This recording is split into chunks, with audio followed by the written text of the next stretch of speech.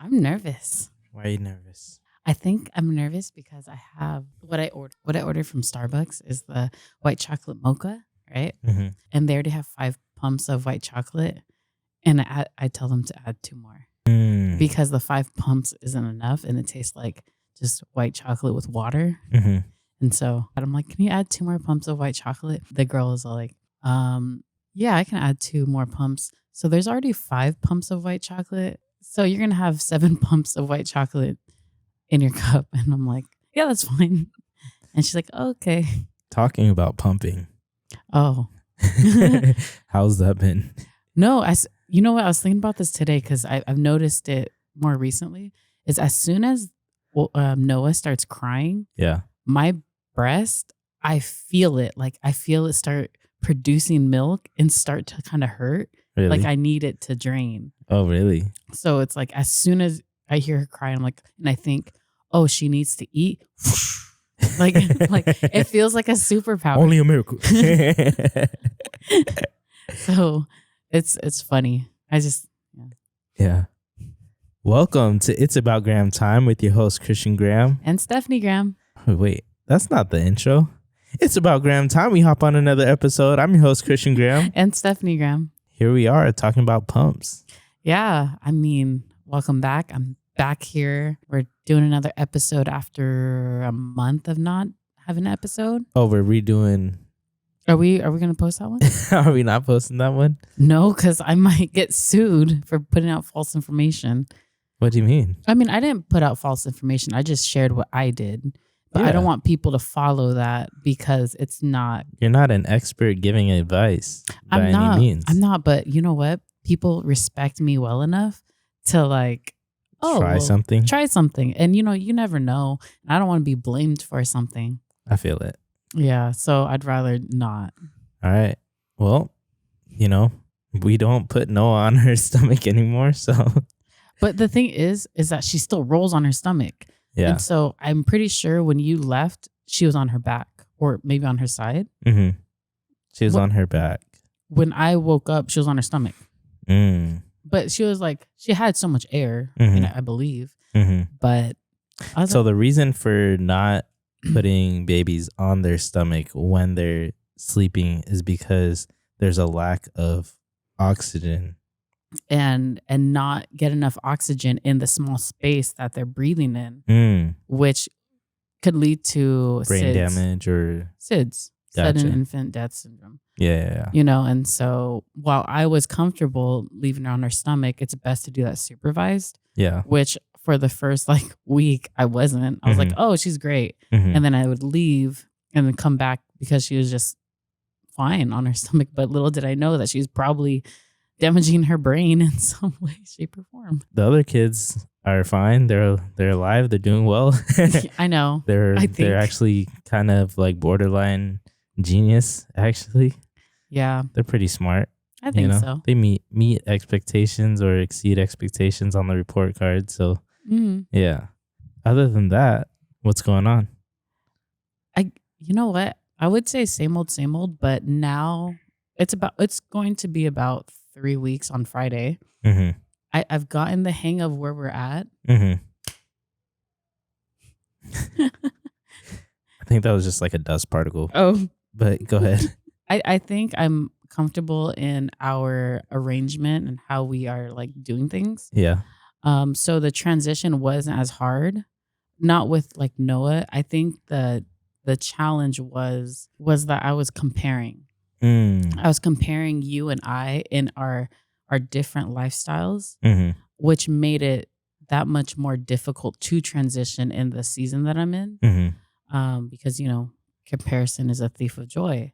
And so it took a while for me to, it's only been 3 weeks. You better preach it. It's only been 3 weeks, but it took me a while to accept the season that I'm in because I really wanted to be in the season you're in. Because I would tell myself, oh, I want to be active and I want to be creative and I want to do what Christian's doing and he's active and he's starting his pickleball journey and I'm like, I want that and no matter how much I wanted it for myself, it didn't make me go any faster. Yeah. I still can't run. I can't. I'm walking like a fourth of a mile per 2 hours. Yeah. Pretty much. And I had to accept where I'm at in my own healing journey. Mm-hmm. Otherwise, I was just constantly depressed and stressed over what I couldn't do. The postpartum depression, I can't or? say that I'm experienced postpartum depression in the sense that I chemically feel where I'm just down. I'm like very blues and baby blues. Like I don't have that. I didn't. After I had her in the hospital and even going home, it wasn't where I was just down like Aaliyah and Oli. No, it was I was just looking at all the things I couldn't do. I was just focused on that. And energy wise, I felt okay after adjusting the first week and kind of going through the pain meds and stuff. By the second week, I was fine and I still feel fine. But I was looking at everything my partner was doing and what I FOMO. couldn't do. I had a lot of FOMO. Yeah. So you had like the FOMO disease or the FOMO pains, not necessarily like psychological depression. Like yeah. I mean, I can't even. Yeah, I brought it onto myself though. Just by focusing on what I didn't have. Gotcha. And I think what made it even more difficult in grasping all of that was because it wasn't just 3 weeks of this. It was the whole 9 months too. Right. Prior. And so it was just, it's been so long that I felt that I could use my body in a way. And now that I didn't have Noah in my body, I'm like, oh, okay, now I can do things.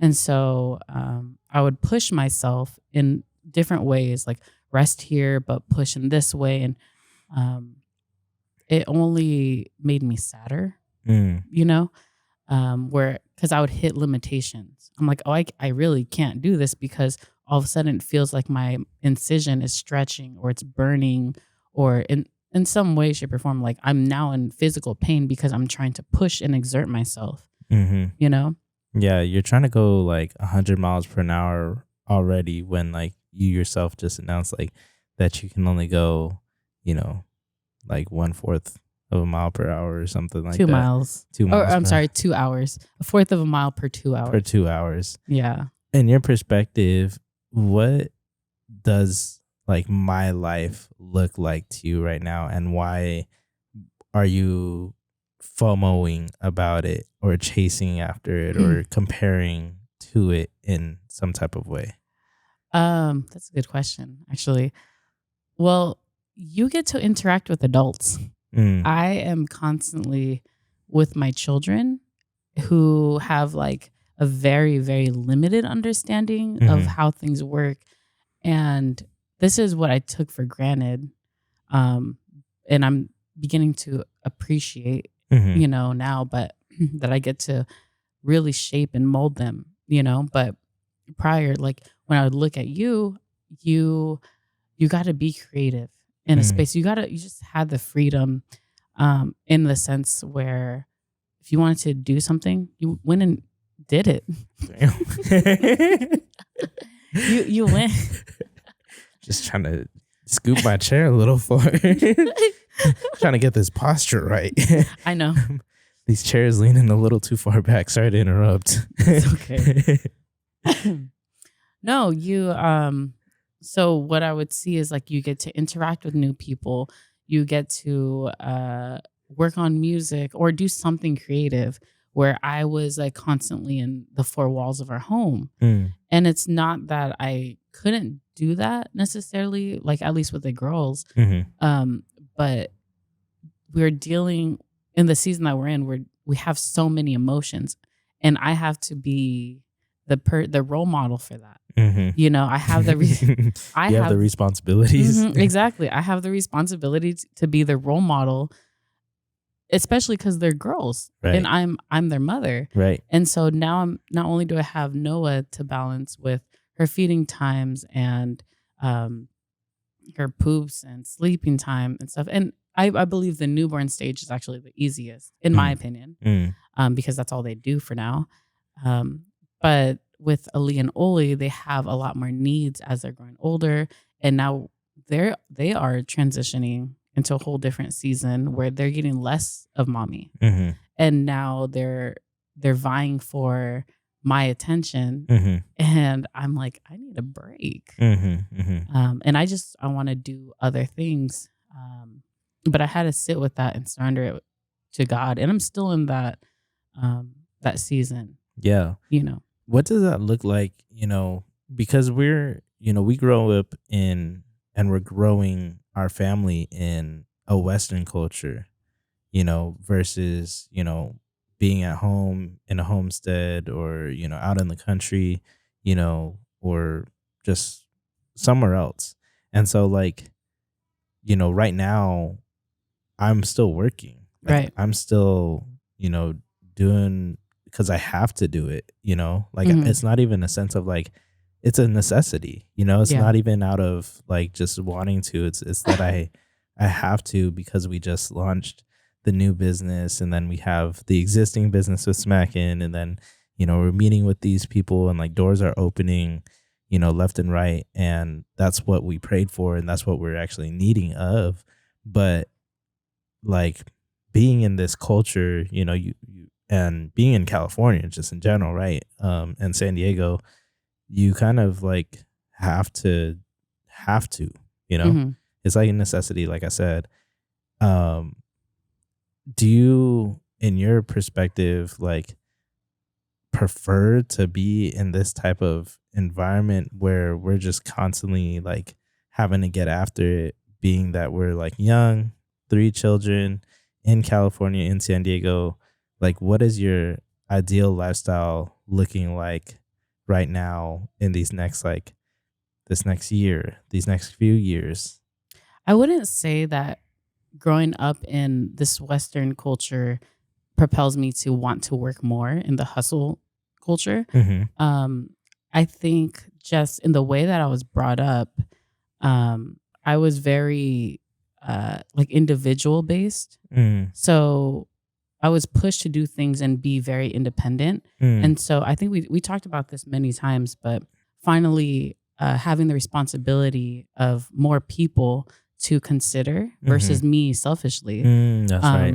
It's a lot more difficult. It's so challenging to still grasp that, because I don't know, I didn't have a role model or anything to tell me this is what it looks like to be very family oriented. Right. It was more, my upbringing was like me just worrying about myself. My parents were like, just worry about yourself. You do your thing, take care of it. Do what you have to do. If you need us, we'll help you out. Right. In the best, in a way that we can help you out, but pretty much you're on your own. Right. And so transitioning into the family that we are building and having people rely on me, this is like still new. I am still winging it every single day. Especially with Aaliyah, because every day is a new day and year that I am mothering her for the first time. Like, I've never mothered a 5-year-old.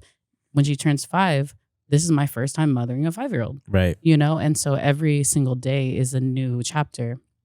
Yeah. And especially just like on the psychological side of things with children, right, is like they have no sense of time.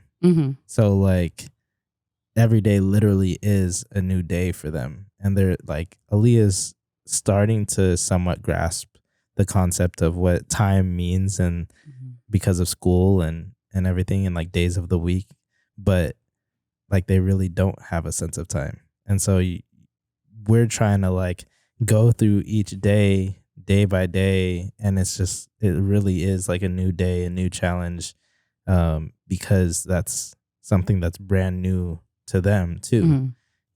And they're just constantly learning too. And so this is very interesting that you bring that up. Yeah, no, it's, for me, like growing in just this type of environment of having parents that were 9-to-5ers, and like my mom, for the short time that she was like a single mom, trying to like raise up me and Philip,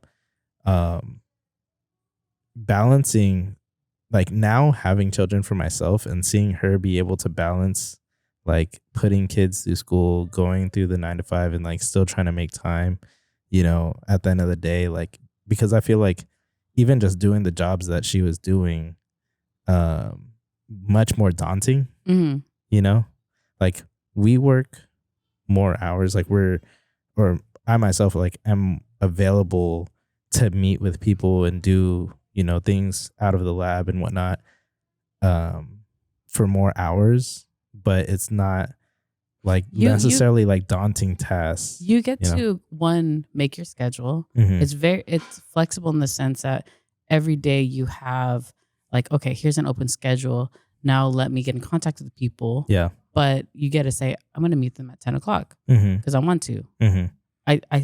And I think with your mom and like our parents, it was like 9 to 5 or 6 to 2 or 6 to 4 or something, like whatever the hours, but they had to go there and they had to work around that, Yeah.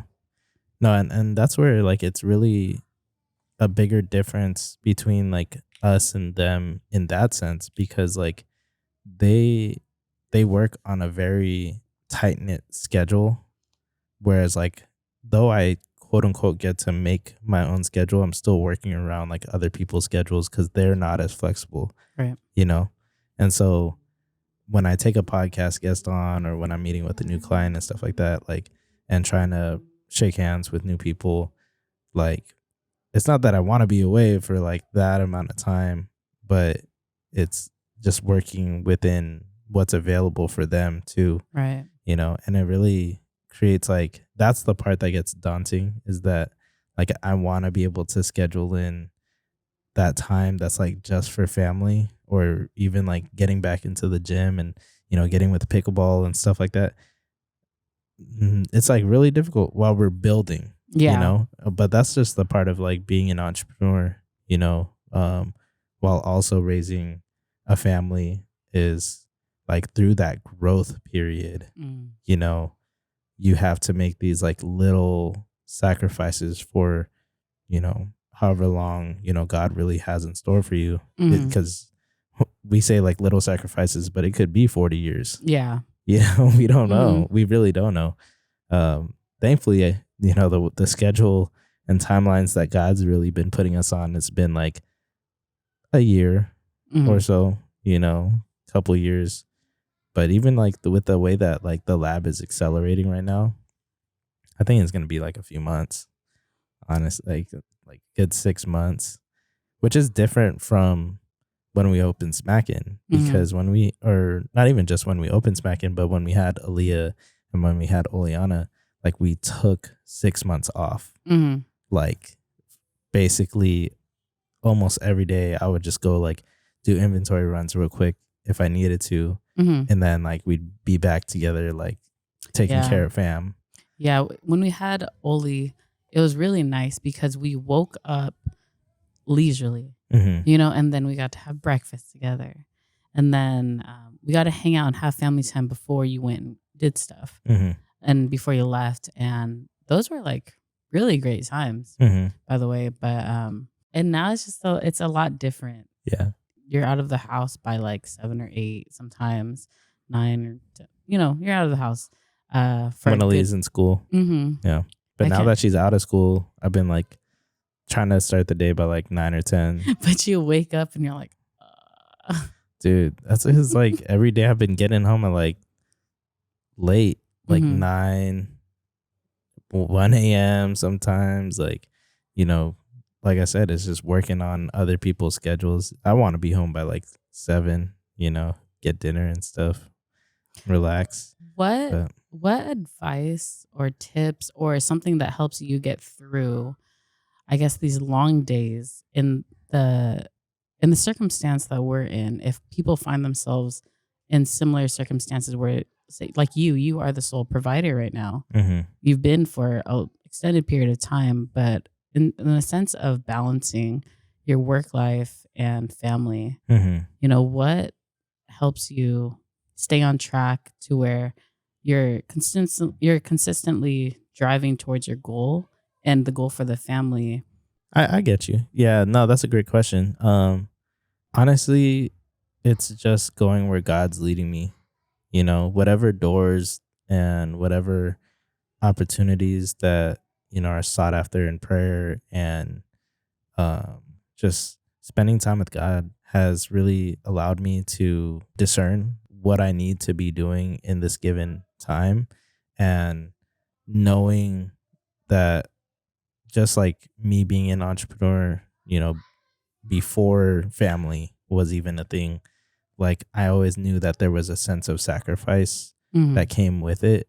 I will establish a part of the pillars that I, stand on, which is faith, family, fitness, finances, and fellowship, is allocating time throughout the week, where it's dedicated to those pillars. If it's faith, it's going to be time in the word, prayer time, getting to church. If I wasn't even able to do those things, at least I make it to church and like I'm able to receive the word from, one of the pastors. And then like with family is like I make sure that there's a time that, we get to spend. Not every day looks the same. There's some days where we get to spend 8 hours together, and then there's some days where I get to spend like an hour Right. out of the day, and then like penciling in at least like one full day. So like the Sundays, like I really try to push for that to be like no meetings, no meetups, no nothing, just family, food, faith type day, fellowship type day. How do you lead your family through that? Well, I just want to jump back real quick into that too. Is also I'm trying to get even more organized and establish even more boundaries right now.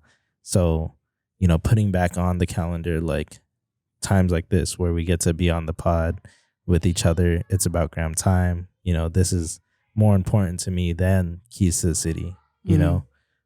Because like you said, or alluding to your next question that you just asked, is family is your first ministry, and so leading my family through that is, making sure that these priorities are straightened out too, spending time with my wife and having my kids see, time with my wife, establishing the date nights and making sure that those are met, and yeah, making those like non-negotiables where now, they wanted us to stay home last Friday, and we, went to get some Thai food, and I'm like, this is just mommy and daddy time, but making sure that they're aware of that too, and placing those type of boundaries and just being better about it. Not every time are you going to be perfect because we're not perfect people, but when you try to make something a non-negotiable, you really try to make it a non-negotiable, Right. and so just putting up those boundaries in place is how I'm intending to lead our family, and standing true on those pillars, Right. where it's faith first, family second, fitness or wellness, overall well-being third, finances fourth, and then fellowship fifth, because if those other things are in order, then, it just snowball effect to the rest, right? And that's just my perspective, but yeah. So we talked a little bit about faith, family, and fitness and wellness. Can you share a little bit about your pickleball experience? You want me to share about my pickleball experience? Yeah. So where do I start? With DJ? You want me to start with DJ? You can start. All right. So DJ. yeah. So God has opened this door for a pickleballer, top 20 in the world, DJ Young. You can look him up, Daring Young. He opened the door for him to start a podcast called Conversations with DJ. Make sure you go check that out as well. He's growing exponentially since he started his podcast here at the MK Lab and just working alongside us. And so, yeah, ever since he's been a part of it, I've been seeing him bring in pickleballers and tennis players and whatnot. And we even had him, or I had him on my Keys to the City podcast. Make sure you go check that out. and we just, he gifted us 2 paddles, for us to try. And so I was like, all right, you know what? Might as well. Like everyone, and I mean, you already had an interest prior. kind of like it. I've always known about pickleball since like 7 years old. Because Auntie Mar and stuff would always be playing back in Arizona, and that's where like the real hub of pickleball is at. But I never really knew or took interest in it, I guess, back then. And so, now that like I see people our age, I think, playing it and, being top in the world, people our age, 25 to like 35 years old, even there's like one 45-year-old or so that's top 20 right now. So like, seeing that there's like no real age discrimination, but a lot of our age, millennials and like, next generation after us are starting to take, strides in pickleball. I was like, all right, you know what? I'm going to go ahead and just give it a try and see what the hype is about with these people, that are like really passionate about it and saying like it's a lot of fun. And so, here we are, playing some pickle. I actually really, really enjoy it. And I'm trying to like actually get better.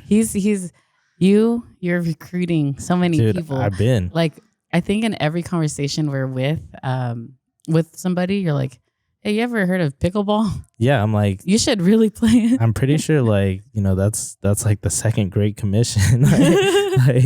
like Jesus, like, yeah, go make more pickleballers of all nations. Like that's my job. Like I damn near doing it. No, I want to play. It looks so interesting and everyone vouches for it. It says it's so fun. Yeah. It's easy to grasp pretty much. I've only been out 2 times or 3 now because we played twice in one day. But like in the 3 times that I got to it, like I feel like I already grew exponentially. But that's also because I also have like a slight tennis background too, and like a little bit of ping pong here and there too. Because shout out John Alto, best ping pong player and coach in California. We actually know a lot of like we have a lot of friends who are like at the top of their game. Yeah. In different areas. Sports, yeah. Even esports. Shout out Brandon Chu. Right. Just got second place in the in nationals for Valorant. Oh. Yeah. So man, I just want to give a quick shout out to Brandon Chu, man.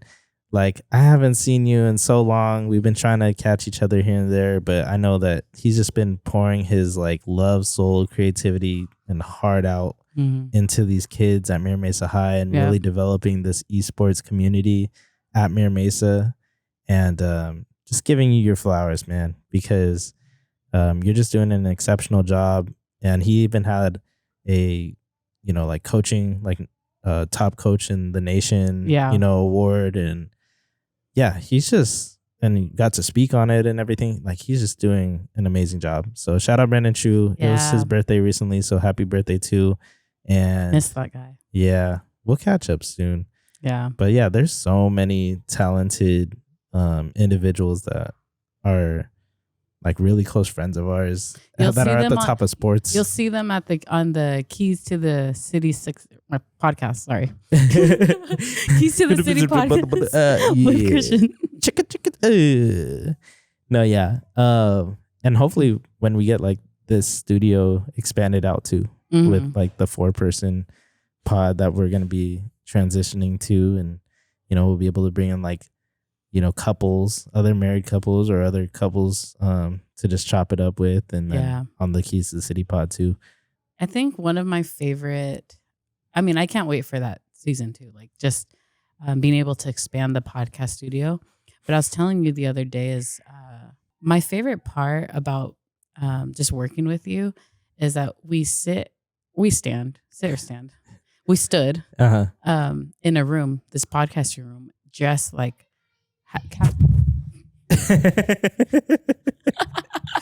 bloopers. Okay. Oh my God.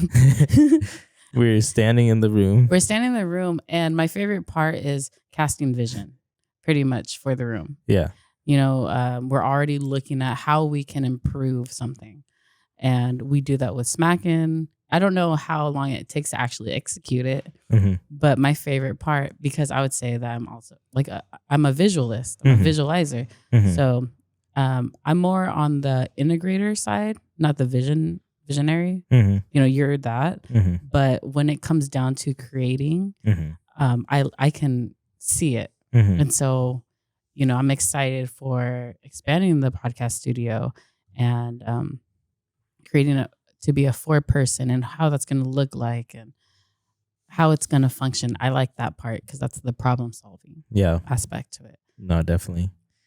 Just the overall like growth of the lab and just the team and, just all the pieces that are coming together and like just God growing our community, just left and right. It's just nuts to see the growth happening so fast. All thanks to you and your sacrifice, holding things down with the family, which like I definitely want to be there for that. Like I would trade you 90% of my work because that's how much of your work that I took over here. Yeah.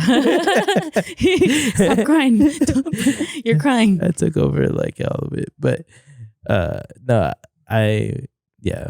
I'm so grateful for, God really opening those doors and the community coming together so fast. And I'm just like, and then we're planning out, the fest, the showcase. Yeah, the showcase and everything. I think I'm trying to put myself in other people's shoes, just for having like a better understanding. But with us, we work and grind, right? Mm-hmm. Like all in the behind the scenes, and then on a given time, it's like boom, boom. Like you see all the things that we've been working on, and then we kind of not stop, but then there's more grinding, and then and people really get to see like we're really working behind the scenes, but they don't know how much actually like goes on and how many people that you're talking to and creating connections and also just fostering relationships because that's your strength, communication. But I don't think people see that because they don't. I mean, we're not broadcasting it or anything, right? And then all the work to, I guess, just put it all together so that we can display it, and how we are working as a team and community with all the artists that we're working with too. I don't like people don't know that part, and it's cool that we get to showcase that, and we're gonna do that in August. So I guess this would be the first time we're mentioning it to anybody, right? And I'm excited for that. Yeah, we got a little bit of planning, just a slight little planning session laid out on that one yesterday. And so don't want to release too much because we aren't quite there yet.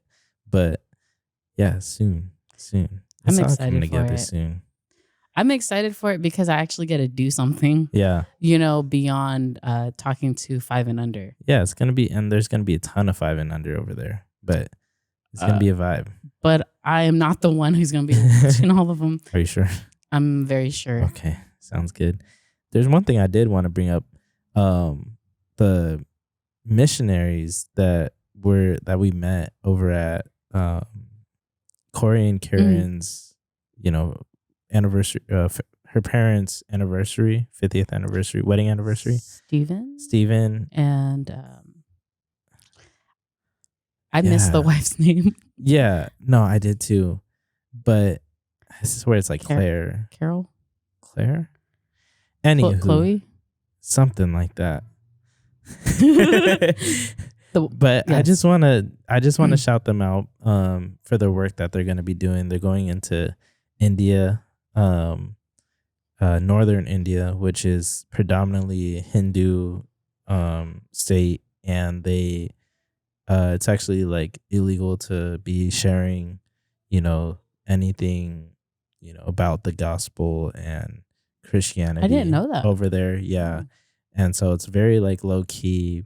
And just wanna, forever for whoever is listening in on this, that, they just like continue to cover those missionaries over there, that are all over the world. Um, Cover them in prayer. Our team actually with LOCF, led by Pastor Arthur, is going to be going over to the Philippines Mm. in a month, I think, or Yeah. 2 months. And yeah, just continuing to cover, all of those that have the heart and um, embodiment for missionary work, uh, going out into all of these nations, like literally carrying out the Great Commission, you know, um, with their own 2 feet, their own mouth, their own Mm. lips. And so, yeah, just want to shout them out. And just what we're going to be able to kind of do in support of them, with just the church as a whole, covering them in prayer. And yeah, yeah, just definitely appreciate like everyone using their gifts, and Mm. being obedient to the assignment that they're called to, in a given time. Mm. Being able to, pack things up from lovely America, you know, Mm. and go into a space that's just like heavy persecution, you Yeah. know. Um, yeah, I'm excited for them, and just wanting to cover them. But That's good. yeah. As you're talking, I was thinking there's a time in my youth where I thought my call was to do missionary work. Mm-hmm. And I actually quit college for it. Mm. This was like my first year of college, Mm-hmm. or maybe my second year. I don't know. And I thought, you know what? No, God's calling me to do this and all that. But I think I hit a brick wall of just humility Mm-hmm. when someone told me, or I think it was Tia. Somebody told me, like, you're feeling called to go out, Mm-hmm. but what are you doing in your own community? Mm. Like, have you left the four walls of your own church to evangelize and spread the gospel in your own community? Mm-hmm. What is actually calling you out there? Is it God, or is it just your own Feeling, yeah, your own feelings? intuition, Yeah, want, desire, yeah. exactly. To go out and travel and see the world and do this Mm-hmm. because of the propaganda that you see on TV of like all these starving children, right? That tug on your emotions and heartstrings that, oh, they need what you have, Mm-hmm. right? Mm-hmm. Versus the people in your own community who are starving, who also need the spiritual bread of life. Mm-hmm. It's just I think that really put me in my tracks where I had to stop and think about what am I doing?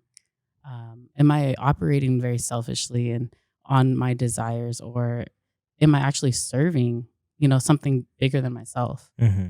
And so I do believe that there are a lot of people who are called out, Mm-hmm. from nation to nation, but not everybody is. Mm-hmm. They're actually called to their own community, Mm-hmm. and their oikos too. Mm-hmm. So yeah, that's kind of my take on it. Gotcha. Yeah, no. I mean, that's kind of where I feel led to, like I feel like there's a lot of work to be done right here in San Diego, right here in the city, and just within this nation alone. Right. And so yeah, that's where God's calling me and leading us to right now, as a family. And so, if we get called to go out and to do work out there too, like just, yeah, be obedient to the call, and continue to steward all the resources and all the blessings and all of the giftings that you have to go and evangelize and to teach and shepherd and all those, whatever it may be, church plant, do it, Yeah.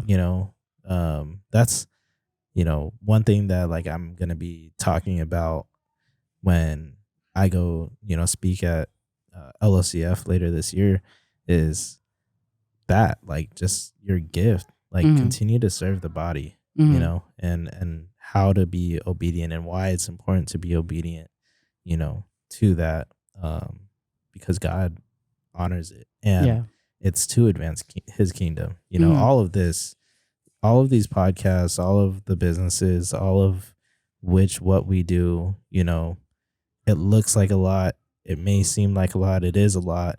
When you're only tapped into yourself and your own desires and everything like that, but it's not for us, right? It's to advance the kingdom. And so,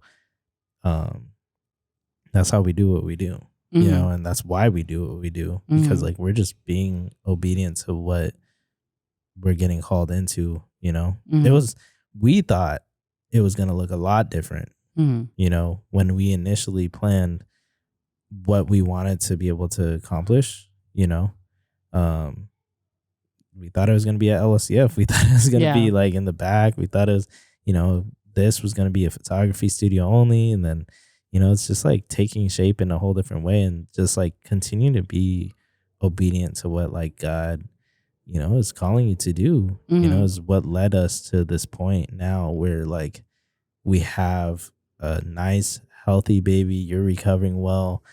You're able to have the strength to, get on a podcast and to be out within 3 weeks of driving, like these things I feel are also just being a part of the vine. Like he gives you that strength, like to be able to endure, to be able to go through the pain, to be able to, sustain and to persevere and to see it through, and to support, me and to help me and to just be in support of like the way that God is leading us, because I didn't ask for this stuff, like I really didn't.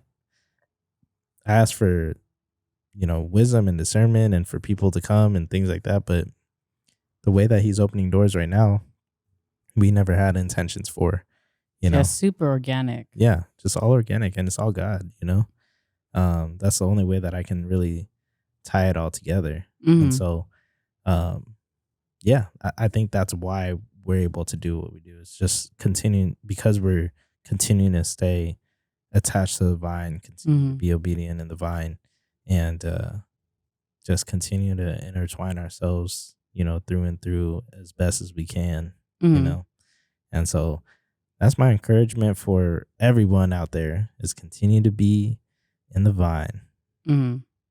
Yeah. Anything else you want to get on before we wrap this thing up? Just shout out to family and friends who've been driving to the house and dropping off food, giving us gift cards. Shout out Auntie Fran. She did Popeyes last night, and what was it? Oh, Epic Wings for you. So I was on her. That really helps, because there's a lot of times where I don't want to cook, if not every time. So we learned that one and on so the first episode. So the chicken was cooked perfectly and crispy. Not that I could achieve it on my own. No. Now you can. I can, but not that I necessarily want to. Yeah, exactly. Yeah. Yeah, but just thank you, First Lady Violet, just starting the meal train, and those who didn't even know of the meal train, and they still just went forth and provided, having that support, that love, because we didn't have that with Ali and Oli in the fashion that we have it now, and so it's really nice to be covered by community and just be loved on, and then also to accept that, and not feel like a burden or guilty, because people just want to love on us. And when you say, no, like, it's okay, you're really robbing them of a deeper relationship with you, and robbing them of doing something that they want to do out of service. Exactly. Yeah. And that's the love of Christ. And that's why we do and go to Love of Christ Fellowship Church, because that's the type of love that you get, shameless plug. And, if you don't got a home church or you're looking for somewhere to go, make sure you go check out Love of Christ Fellowship, located at 9770 Carroll Center Road, Suite F, I believe it is. Wow. What? No, that's great. I think that's what it is. I hope so. You're gonna send them to CBC. but yeah, it's about Graham time. We get up on out of here. I'm your host, Christian Graham. And Steffany Graham. And we'll see you on the next one. Bye. Bye. God bless. Peace.